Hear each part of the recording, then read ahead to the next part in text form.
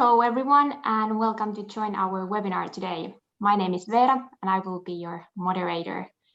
Before I hand over to our experts, we have here Qt's senior product managers Peter Schneider and Santtu Ahonen.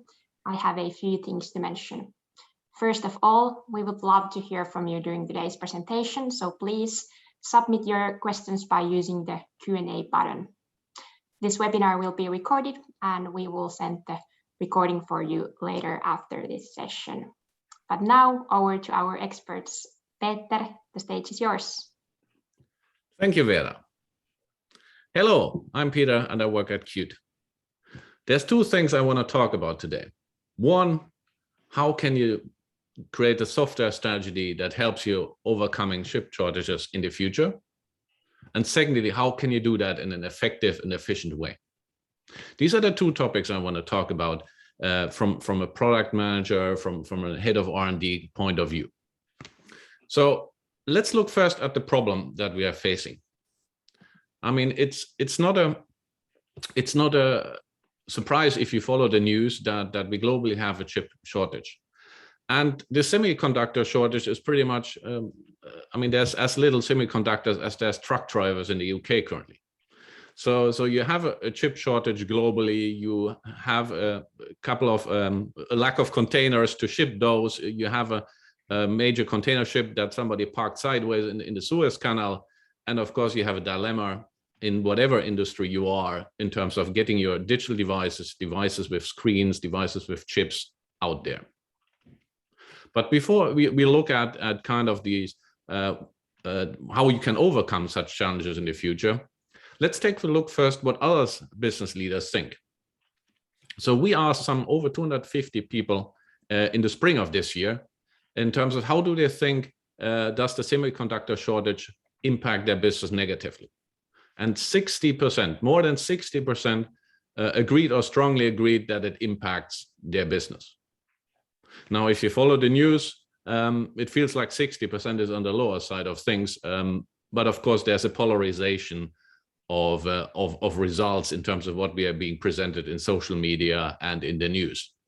But when we asked some 250 business leaders out of all kinds of industries globally, over 60% said that yes, this has negatively impacted my business. And of course, you can read it from the automotive industry almost weekly in terms of which manufacturer has challenges of getting as much cars out than they want to. But it impacts all other industries. So we asked 250 people around the globe in March 2021 on their feedback, and there's two other things I want to show you from that study that have a relevance to overcoming the global chip shortage. The other thing people asked in terms of how much more important has it gotten now that an adequate supply of semiconductors is available. And unsurprisingly, I mean, especially in the area of industrial machinery and electrical equipment, the strongest feeling was that it has become more important. So almost half of independent from one industry, people say that it has become more important. But then again, we do have 30 or 40, sometimes even 48% of people saying that all is the same. The importance of an adequate supply of chipset has remained the same. How can that be? Maybe it can be because it's not, the chipsets are not really a problem. Maybe they have means to get the chipsets stockpiled, like some car manufacturers are doing currently in the beginning of the year. But it might be also that some of them have the software strategy that helps them to manage this dilemma. So it's interesting to see that in the area, for example, of medical devices, it's one of the lowest scores here in terms of even that there's a global shortage, the adequate supply doesn't seem to really have increased in terms of importance. But overall, 50% of more saying it has become more important than maybe it was in 2018 or 2019. So across the board, you will see a lot of people saying that, yes, this is becoming more important than in the past, or it was already important to start with. Only 15, 16% say, yeah, okay, this has become less important, so I'm good. So a lot of business leaders say that, okay, this shortage really has an important impact. The Forrester study that Qt commissioned really has shown that across all industry, it's a similar trend. Some industry are more impacted, some of them are lesser impacted.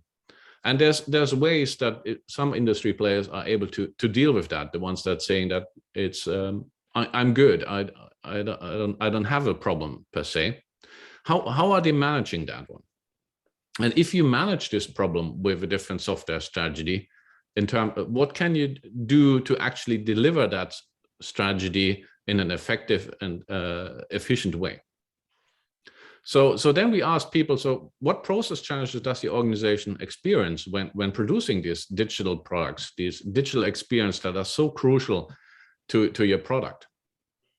And again, we find a very strong amount of people saying that, okay, the strongest problem on the C-level particular and VP level respondents is that they have really difficulty completing cross-department workflows. So working across different departments, whether it's then from the design department to the development department to the production department to the testing department, these workflows are sometimes very challenging. So even if you have a software strategy that helps you to overcome the global chip shortage, they do face problems of actually implementing it or delivering it in an effective way. Very interesting then also in this study is that on as further you get to the where people do stuff on the director level, you have people, the strongest people saying that, okay, too much time is spent maintaining and updating what we have. So keeping the lights on is taking too much of energy. That's very strongly what the director level respondents have given. And from my experience is in my previous career, I was heading the R&D and product management of a mid-sized cloud software company. And in fact, I think 60 or to 70% of all the R&D resources we had were spent on keeping the lights on. So if you're a startup and you can invest 100% on everything you do is automatically something new, innovative that helps customers, helps you differentiate, it helps creating a fantastic digital experience. Some people are really feeling that keeping the lights on, a lot of the resources are actually going there because it's just not being effective how we do these cross-department workflows. So there's a lot of business leaders agree that there's challenges both in the in how we deal with the chipset shortage and how important it has become now in the recent 2 years, but also we see that a lot of business leaders give us feedback, even if they have a software strategy that helps them to overcome this challenge, the execution is very often not as effective than it could be. So I will show you then in the other part of the webinar a little bit of how our customers have managed to overcome these challenges. What are some of the strategies and approaches you can take? But before I dive in that one, I have to show the promotional slide that, you know, like I mentioned, I'm Peter Schneider. I work as a senior product manager at Qt. Qt is a company. We are building an integrated software platform that includes tools for designing, developing particular C++, and also deploying, and then also testing software. So we have an integrated software platform that helps you from the design phase down to the quality assurance phase in all elements in the software development cycle. And we have now over 1 billion devices that have been developed with Qt. There's millions of users, so software developers, designers that know how to use software in Qt. We have over 5,000 customers in 70 industries. So really a lot of industries that we're working on, and we're helping companies. And that's what I'm so glad of. We're really helping companies in daily problems. So it's not only that we are driving a change towards better digital experiences, but we are also solving everyday's problems like the global chipset shortage. But let's take a look in terms of how could we in the future overcome these chip shortages. Of course, whatever you do now in terms of software strategy, it doesn't help you with the problems you will have this year. But maybe if you change your software strategy, how you build software, how you architect your software, maybe it can help you already towards the end of next year. Maybe it can help you for the next chip shortage or the next display shortage or other component shortage that may impact you, because the logic of developing with Qt is always the same. So some of the customers that Qt has been using a different software architecture. So that's one approach, and I'll dive in for that one. Of course, there's other strategies you could apply. We've been reading now that some car manufacturers have even thought of should we produce our own chipsets and chips on system components, which of course, considering the economies of scale is a really challenging approach. There's of course considerations by local governments to create a local chipset industry. This will take years to do, and we know how it goes whenever there's a government-driven innovation, where that one goes. So I'd rather focus on something concrete that you can start right now to help you with the next chip shortage, the next component shortage. And that's essentially developing your product, building your product, designing your product in a way that you have the independence from the chipset technology. That means you should start creating between what is the UI model, what's the application, the operating system, and what is the hardware. So you should start creating a separation between these different layers in your software. And that helps you then to, if one of these things become a challenge, and in this case, we are talking about chipset independence, that means you can take them out, and within few days, definitely not more than weeks, you can change the chipset and run the whole application, create your digital experience again. And essentially, instead of taking months and months of redeveloping your product on a different chipset technology, you can change within days. And we have seen some of our customers and some of our users out there doing that when they're facing the chipset shortage, that they're changing chips, they're changing then the supplier, and within weeks, they're again up and running in their production with a totally different technology that is powering their digital experience. Because ultimately, creating this digital experience is something that Qt wants to enable, and our customers are using these layering of things and having these APIs between these different parts of your product in order to have that independence from the chipset technology, to have a supplier strategy that helps you to swap faster. And I will tell you briefly in terms of just some of the magic that our customers are using to actually getting it done. So because it ultimately boils down to that Qt, our mission is of course to help you to exchange these chipsets, and not only exchange these chipsets and chips, but also build a whole portfolio of chips. And then if you have a whole portfolio, here's the example of a washing machine company.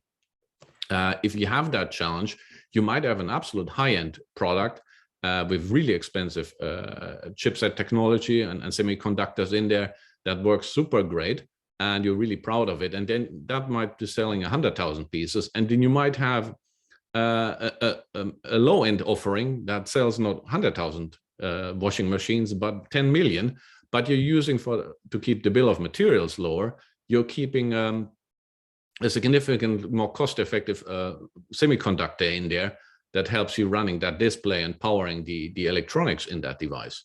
Now, if there's a shortage, for example, in that portfolio, the Qt application, that application, that digital experience, that UI design, if you do develop cross-platform and you have this independence from the actual kind of chipset that is running underneath, you can essentially swap out. Let's say the low-end capability is not there, but you might be able to still get that mid-range chipset from some other vendor. What you can do is you might be able then to swap, even that the bill of materials is higher, but do you rather produce something with slightly lower margin or produce nothing? So because you're developing only once your user experience, you can put that then on multiple chips and different user experience, while the digital experience stays the same. Ultimately, the chipset underneath can be changed. So you have more options in terms of what you're playing and what you're building. So you don't have to rely and you're not impacted as much by chipset vendor shortages. But how does that work in terms of how can we help you? So I'll tell you a couple of things that we have in our Magic that our customers are benefiting of. And one of them is our own UI modeling language. We call it QML. It's just an abbreviation, but essentially it's a modeling language that helps you to describe your user interface in a very different way. So you're kind of describing the digital experience in what we call a declarative modeling. So it's like describing essentially what the user interface should be looking like. You're not describing the details, because that is the difference to the traditional software programming languages like C++, Java. These are imperative UI methodologies. They really describe how the stuff should be built. The C++ Java is like the micromanagement way of doing software programming. While in QML, it's like management by objectives. You essentially say, I want to have that user interface to look like this, and you take care that everything is done on my behalf. The benefit also, and that's why developers love it, the Qt modeling language that is used in billions of devices and by millions of users, is essentially very descriptive language. So like you can see, the definition for rectangle is really like, oh, this is very readable. This is very easy to understand, and that's why developers love it. So you don't need to understand the magic of every control, but you can just use it as it is. But this is one way how we can abstract the user experience from the operating system by just saying what we want instead of saying the details, the micromanagement of what should be done. Qt can take care of all the nasty things that happen under the bonnet. So we can take care of all the differences when it takes you to run your application, your digital experience on a different operating system. So if you need to change the operating system because you need to change the chipset, we have the ready support, the APIs to actually run on a variety of embedded devices and the operating systems that are going there. And porting that one is essentially a headache that Qt takes care of instead of you having to take care of. So that means you can swap nicely to a different operating software, even that your digital experience that you've written with the Qt modeling language stays the same. The same goes for then the underlying chip technologies. Qt offers already reference images for a variety of chips and semiconductors. You can name it's Intel, it's ARM, it's SDI, NVIDIA, the other, even go through it. All the global ones, all the big ones, we are providing reference software images. So when you need to swap from one to the other, we have essentially the ready images there. So the only thing you need to focus on is essentially what is the disruption of the digital experience? What is that thing that it should do? What's the business logic? What's the digital experience that I want to deliver? And Qt essentially helps you to run on different operating systems, to run on different chipsets, which means that you can, if there's a shortage of some of those, you can swap to another technology, and it takes you days, if not weeks, to get up and running again on a completely different chipset technology. While if you need to start developing from scratch for a different operating system, or if you need to start develop from scratch for a different hardware, it will take you months, in some cases even years, before you have the ability to swap the technology. But this is what we call cross-platform development, allowing you to have your application being independent from the operating system, and the underlying chipset technology allows you to not only have the independence, but also build in a portfolio of devices from low end, mid-range, and high end on different technologies that have a different bill of materials. So these are kind of very important, just cornerstones. We have maybe 30 pieces of magic in our hand that help you to this chipset independence. So these are maybe the two most important ones that are helping you to separate user interface, application logic, operating system, and then the hardware that runs on. And if you have a software architecture that runs like this, swapping becomes much more easily. You're creating much stronger bargaining positioning also towards your suppliers by having that independence of moving forward. But it's not the only kind of magic that is within the Qt cross-platform development. I'll show you a couple of more examples, and I'll pick out some of that have to do very much with delivering that digital experience that you want to disrupt with. Because, for example, we have an interface that is a rendering hardware interface. So for your illustration, if you draw something really that needs an image that needs a lot of processing power, like a sun or exploding, or smoke or fire, typically this will not be done on the CPU, but this will be done on the graphics processor unit, GPU. And nowadays there's not only one anymore, there's at least 4 of major platforms there. So if you actually develop a digital experience for any of those, typically you need to adapt them and take into account on which kind of hardware you're actually running it. For example, Metal is anything that has to do with Apple devices. Direct3D is typically very often used in the Microsoft environment. So we have different kind of ways to render these special effects on different hardware. And with Qt actually, and this is what our customers are benefiting, they actually, again, they're just describing, I want smoke and fire, and I wanted to show it on the display in this corner, and Qt takes care of the rest of finding and translating what should happen then actually in the device when the image is rendered. So you don't need to worry anymore about Vulkan, OpenGL, or Metal. We'll take care of that thing under the bonnet for you. And again, this helps you to swap faster if you need to. Another example is, for example, our shader tools, which do the same things, that even different pieces of hardware, different pieces of semiconductors have different technologies that actually then create these shades, whether it's light, shadows, mirror effects, water surfaces, very often used. They have different languages actually. And again, you can train all your developers to actually develop for these different shading languages, or you can use a cross-platform development approach that many of our customers are using. And you're just focusing on what the outcome you want it to be, and we'll take care of the translating it to the different languages. And therefore, you don't have the headache of, if you change the chipset technology and change the shading language, we will take care of getting it done instead of you having to rewrite your product and rebuild it.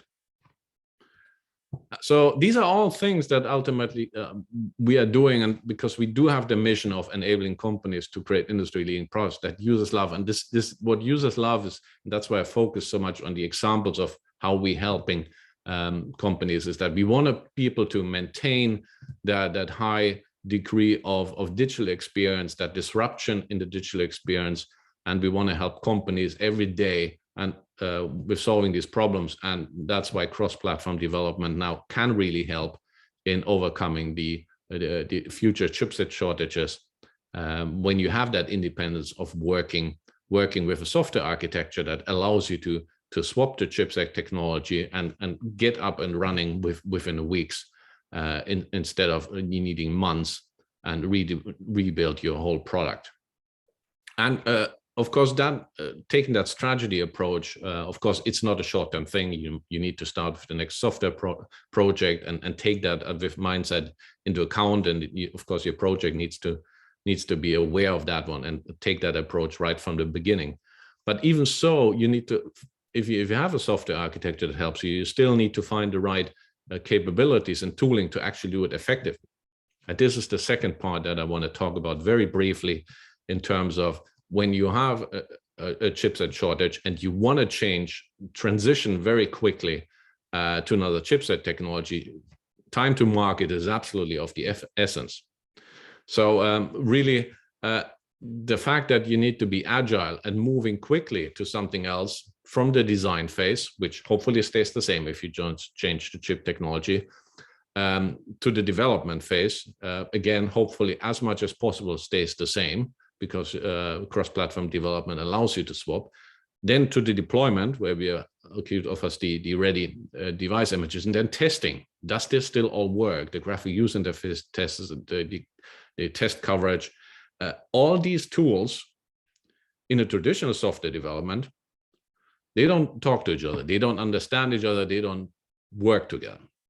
Just as an example, where in my previous job, that you got a design potentially as a PDF version or as a .ai version that the designer did, and he handed that over to a software developer, front-end developer, and then said, good luck with this. And then the front-end developer did his interpretation, looked at the interaction design, looked at the visual design, and implemented it to best of his knowledge. And then he went back to designer, is this what you want? And designer said, almost, but not quite. So you need to start again, do these changes here, here, here. So this is, of course, very cumbersome and takes a lot of time. And if you have an effective software development workflow, the designer work is automatically transitioned towards developer, and the developer can start off there where the designer finished.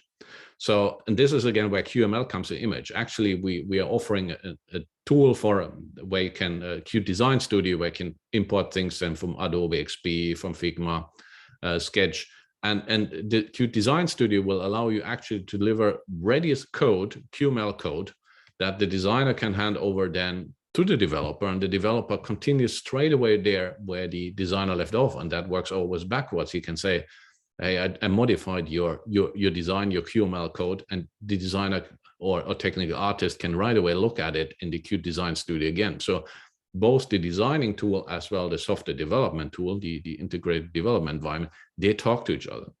And also it's not only that part of the development cycle, but also the deployment comes directly from our software development IDE from Qt Creator. We can do then and facilitate the deployment on the reference hardware, and then we have also the means then to the graphic user interface testing, which is fully automated. And again, even if you change the chipset, if the graphic user interface is roughly the same, again, our automated graphic user interface development will understand that where the elements are, and even that the UI might have changed slightly when you change the chipset. The testing will still fully run. So because this is an integrated software development platform from design through develop over the deployment and the testing and the quality assurance, this helps you to cut out really not only days, but sometimes weeks of your software development cycle. So when it comes down to you're facing a production halt very soon due to chipset shortage, you want to have a tooling that is integrated, that allows you to do everything from design, develop, deployment, and test in one neat flow. And this is something where we are working always with our customers in trying to help that as effective as possible, taking out any waste in the process in getting the job done.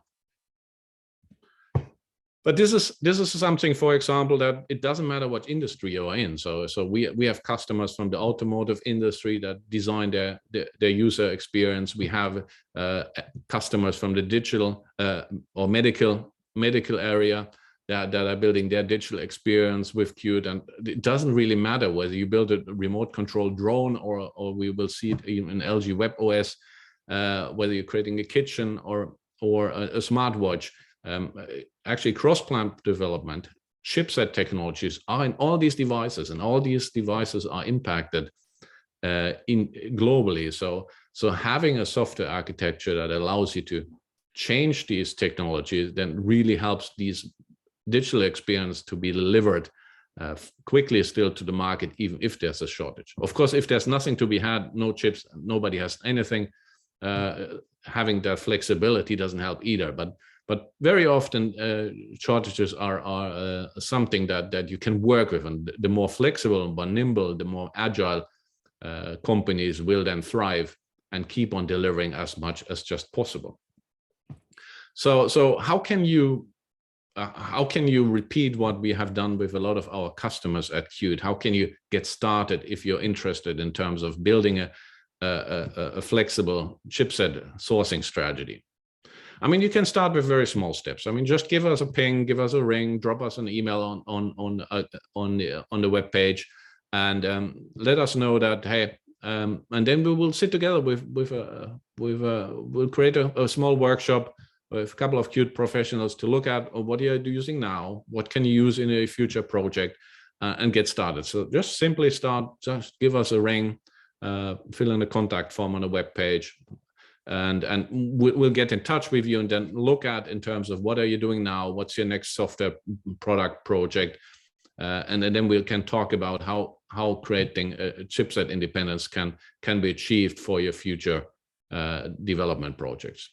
And in such a workshop, you can then really identify that what are the software architecture options that you could go for, and in terms of what is the capabilities that your organization needs, both in terms of skill sets, but also in terms of tool sets, in order to have that independence going forward. And then if you feel comfortable that this could work for you as in terms of future software architecture, then our professional service team, for example, could develop a proof of concept for you that shows you actually how it's done for real. For example, build your digital experience on two totally different chipsets within few days, and just show you how it's done so you can see it firsthand. So these are things that our professional service team can easily whip together for you at no time, and then you can get started and get a feeling for how we can make it happen together.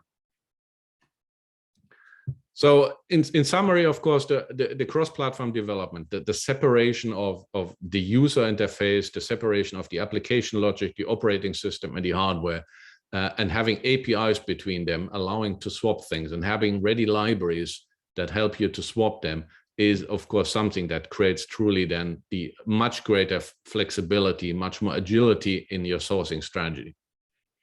And once you have that flexibility, of course, when you face a challenge in the industry like the global semiconductor challenge, then having an integrated software platform helps you to create that significantly higher productivity, deliver much faster your digital experience to the market than you would be able to do otherwise.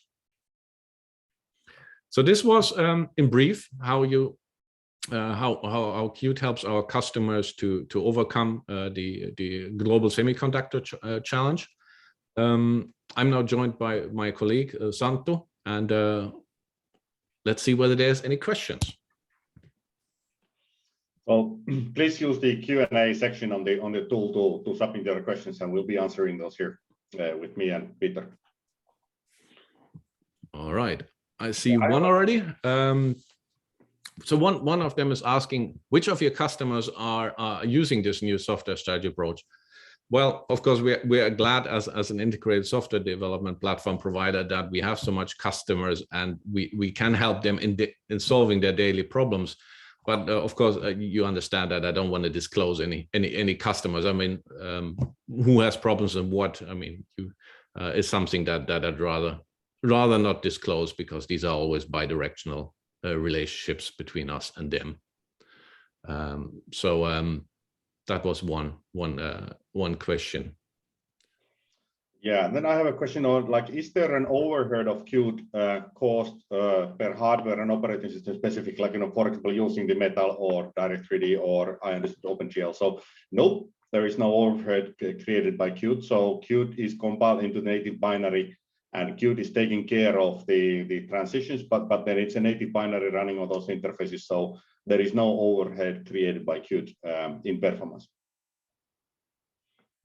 Yeah, it's a question then, can you provide us a link for the contact? Yes, we'll for sure provide it then in the summary email that we're sending to you, but you can also find us just on the web, just hit the contact us button and you're ready to go. So glad if we can get in touch with you and help you with your challenge.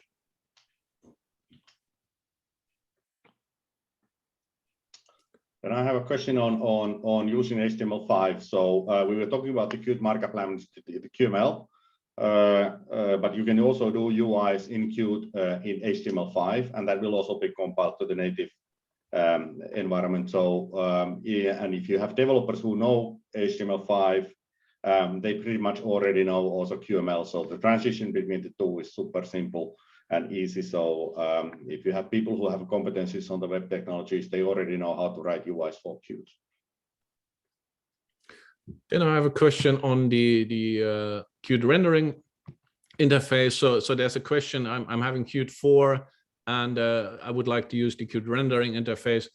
Can I do this already? And I think, if I remember correctly, it was Qt 5.15 release that introduced the Qt rendering engine. At least when you are using the latest software, Qt 6, then you can benefit one that there you have then as well the full support for the different kind of hardware interfaces, Vulkan, Metal, OpenGL, and Direct 3D. So I think in Qt 4 you couldn't do it as far as I remember. So you need to upgrade, but the migration is something we can work with.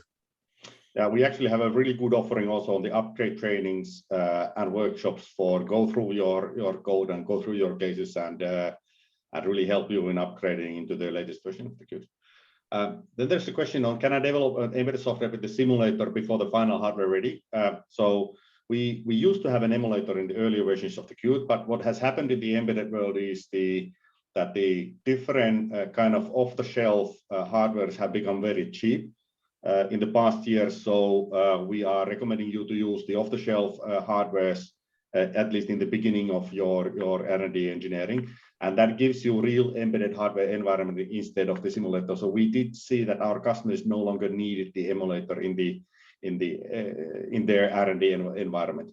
The other part is that you can always compile the code of your application to your local hardware. So that is another way of building the application, because it's the same code. So the same code will write once and deploy everywhere. So you can deploy and run it on your local machine. You can deploy and run it on maybe on a mobile phone and try it on the tablet, and then you can take these reference hardwares off the shelf from embedded development and run it on there, which already gets you fairly close into your actual hardware what you're targeting. So there are multiple means and ways of running your application and testing it once on different environments before you deploy it to the actual target. So because of these reasons, that the need for an emulator simulator environment has actually disappeared on the market. And still to add to that one, if designers, when they use the Qt Design Studio, they can use something we call boot to Qt.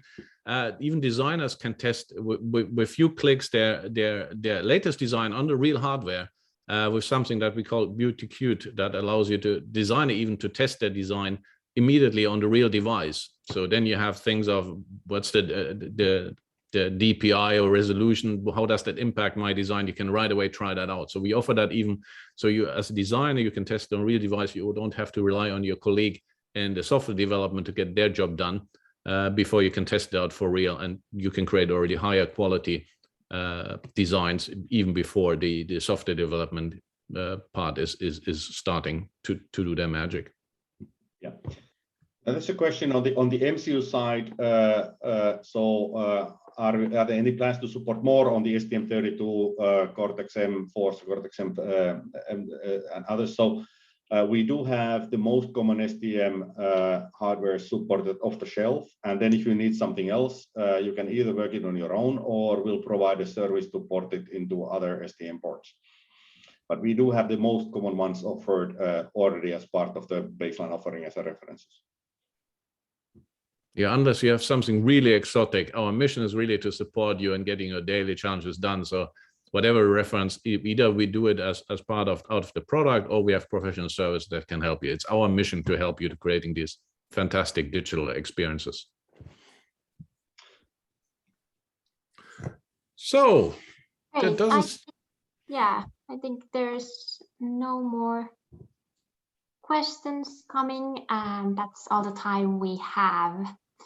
Do you have anything to add here, Peter or Santtu? No, just summarizing once more. I mean, with Qt, you ultimately do have means to plan for the next chipset shortage, the next component shortage, to create a software architecture that helps you to be more flexible. And with our framework and tooling capabilities, we make your software development lifecycle much more faster. So in that sense, this combination, it should help you for a future scenario. Of course, when there's nothing to be had and the ship is stuck in the Suez Canal, everybody's suffering. But anything else, having a flexible software sourcing strategy helps you to overcome these global challenges. Yeah, and you can always get in touch with us. We also have a Qt World Summit coming up in a couple of weeks, so you may want to join that to listen to all the news and all the big things. So that's a virtual event, so it will be in a couple of weeks. Join us there, if nothing else. Yes, and like I mentioned, this webinar was recorded, and we will send the recording to you after this session with all those additional links. I can also add the link to register for the Qt World Summit. But now I'd like to thank you, Santtu and Peter, for joining, and Peter for the great presentation, and also all the attendees for joining. Have a great rest of the day. Will do. Bye. Thank you. Bye-bye. Thank you.